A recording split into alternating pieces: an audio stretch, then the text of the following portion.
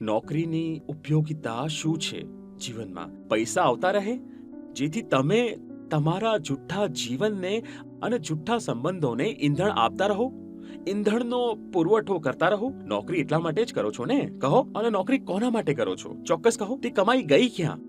જગતના કલ્યાણમાં, વિલુપ્ત થતા પશુ પક્ષીઓને બચાવવામાં, અનાથ બાળકોની સહાયતામાં.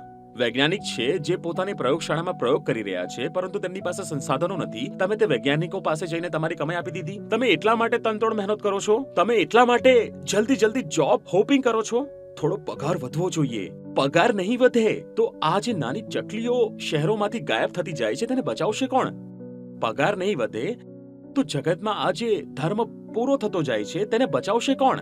એટલા માટે પૈસા કમાવા પાછળ આતુર રહો છો. બોલો, પૈસો જરૂરી છે. હું પૂછું છું, શા માટે જરૂરી છે?